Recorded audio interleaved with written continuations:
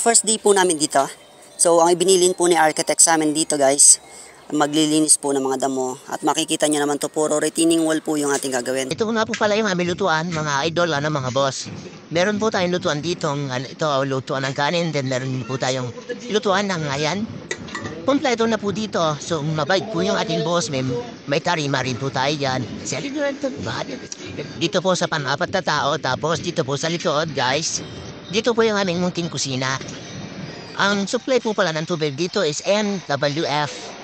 At napakabuti nung ating architect, yung ating boss, kaya gagawin po namin lahat. At first time ko rin po mag-construction dito sa Baguio. Pero siguro naman masasanay po tayo dito. Yan po yung ating gagawin dyan, guys. Then may bagong tarima na naman po rito. Ayan. So bago po umalis yung aming architect, nagbigay po siya ng pabalik sa amin tigi 1,000. So nagbigay rin libreng bigas din po dito at mataas po yung rate ng kanyang pagbibigay sa amin. So napaka ganda dito. Sana magtagal kami at sana ayan nga po magtuloy-tuloy na to para kahit papano sana makapag-ipon po kami. At matulungan si Mrs. Ayan nga po. So magtitis po tayo dito at kapag nakakabisado na po natin yung lugar, yung mga kasamahan pa po natin iba yung ipapasok natin dito. Kaya mga boss, sir, kasama ko dyan sa barangay Anolid sa construction site dyan.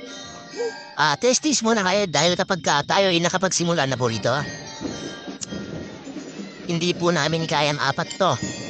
Dahil ang ginagawa po dito, retaining wall, then after nyan, pag-asintada pataas, okay?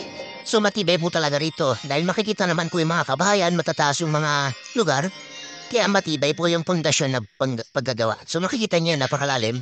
Siguro niyan guys, tatabunan pa po yan. Then dito pa lang po, siguro mag-start to sa may taas na to yung flooring. Matibay po yung paggawa ng bahay nila dito dahil nga po, ang iniiwasan dito ay ang landslide para po hindi bumigay yung pundasyon. Okay, so makikita naman dito. Makikita naman po dito na 25mm at 16mm po yung pang-inner natin. Ito po yung ating sa pang-poste. So talaga matibay guys, matibay talaga. Update po kayo sa mga susunod pang mangyayari dito sa amin at aming journey dito sa Baguio City. So hanggang dito na lang muna guys. Peace out, bro.